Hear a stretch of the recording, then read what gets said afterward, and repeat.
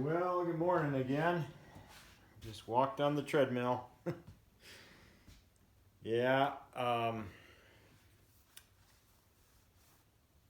was thinking my grandmother on my father's side, my dad's mother. She was born in 1898, and she died in 1990. And I was thinking of all of the things that she saw in her lifetime, all the changes from horse and buggy to cars to airplanes and cultural change. And then I think of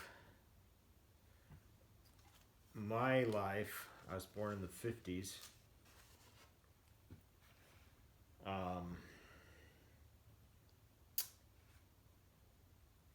And taking prayer out of schools, ushering in You Came from a Monkey, the Darwin theory. It's all been blown out of the water with science now, proved wrong. But that assault on the family, the nuclear family, and free love through the 60s. Yeah, and to where we are today. And I saw on the news, there's a gentleman, I'd never heard of him before, but I think he almost died from overdosing on he's a influencer, I guess. His name is, I think they call him Clavicular. I think that it's a funny name. But he's only like 20 years old, and he started a thing, it's called looks maxing. You may take your looks to the max, I guess, is the thing. And then I think it was him that I guess there, a lot of the Hollywood actresses that aren't making enough money in movies now are going to this platform. It's called what is it called?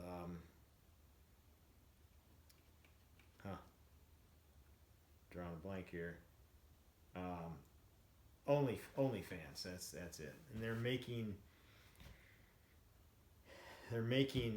more than they made when they made movies. And I'm thinking, okay, my grandsons are in for a treat, it sounds like, with culture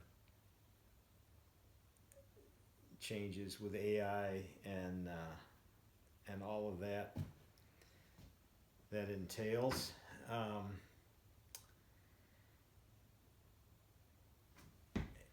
And it made me think of Matthew 24.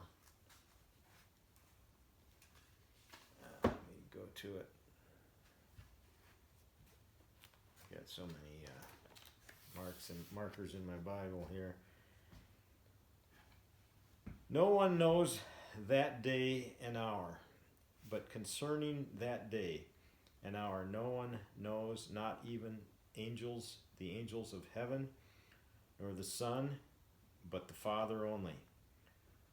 For as were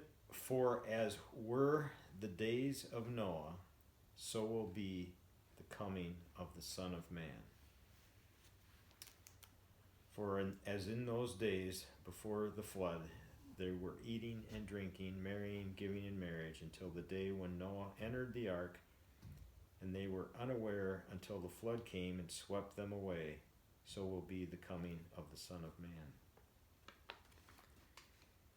And I've always said that the only thing missing right now is the Nephilim. And it looks like maybe that's occurring as we speak, I guess, with all the UFO stuff.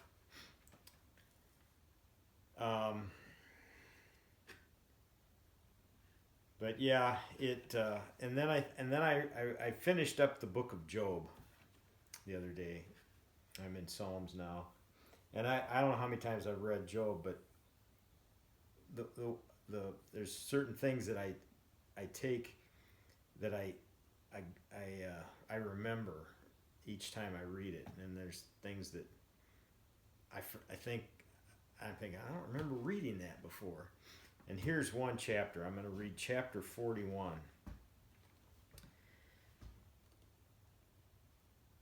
And I'm assuming God is talking to Job here.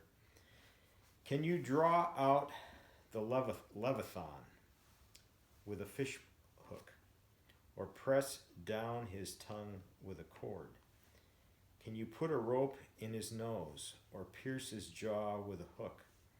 Will he make many pleas to you? Will he speak to you in soft words? Will he make a covenant with you to take him from your servant? Will he to take him for your servant forever? Will you play with him as with a bird, or will you put him on a leash for your girls? Will traders bargain over him? Will they divide him up among the merchants? Can you fill his skin with harpoons, or his head with fishing spears? Lay your hands on him. Remember the battle. You will not do it again. Behold, the hope of man is false. He is laid low even at the sight of him. No one is so fierce that he dares to stir him up. He's still talking about the Leviathan. Who then is he who can stand before me? Who has first given to me that I should repay him? Whatever is under the whole heaven is mine. I will not keep silence concerning his limbs, or his mighty strength, or his goodly frame. Who can strip off his outer garment? God's, I guess, kind of comparing himself to the Leviathan. The Leviathan is basically a fire-breathing dragon. Who would come near him with a bridle? Who can open the doors of his face? Around his teeth is terror. His back is made of rows of shields, shut up closely as with a seal. One is so near to another that no air can come between them. They are joined one to another. They clasp each other and cannot be separated. His sneezings flash forth light, and his eyes are like eyelids of the dawn. Out of his mouth go flaming torches. Sparks of fire leap forth. Out of his nostrils come forth smoke, as from a boiling pot and burning rushes. His breath kindles coals, and flames comes forth from his mouth.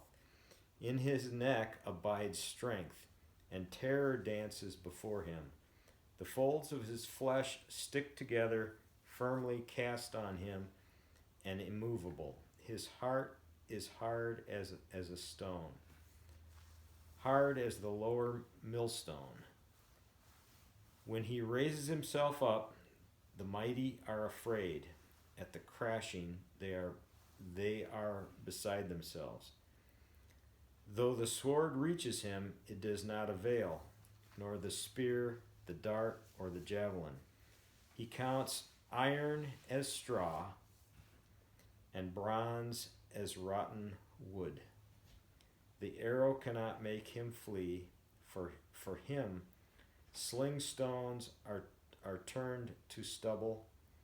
Clubs are counted as stubble. He laughs at the rattle of javelins. His underparts are like sharp potsherds. He spreads himself like a threshing sledge on the mirror. He makes the deep boil like a pot. He makes the sea like a pot of ointment. Behind him, he leaves a shining wake. One would think the deep to be white-haired.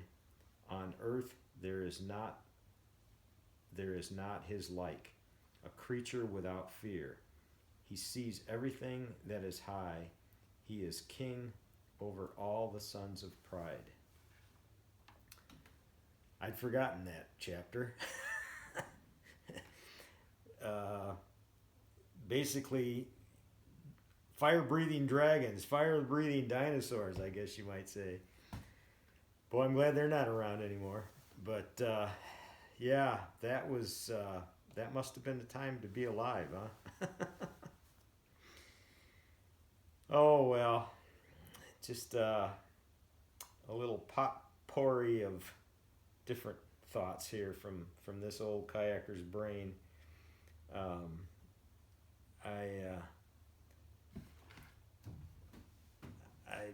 don't know what made me dovetail that chapter to the story of my grandma's time here on earth, my time here on earth, and what's coming. But one thing is clear: what's described here in Job 41.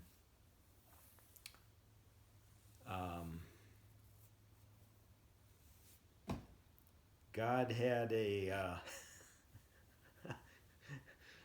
wild imagination when it came to the Leviathan. I think I'm pronouncing that right. Yeah, it's Leviathan. Leviathan. I guess that's how it's pronounced. Leviathan. I was not pronouncing it correctly, I think, but Leviathan. Anyhow, I'm not sure if I'm going to go kayaking today or work in the garden.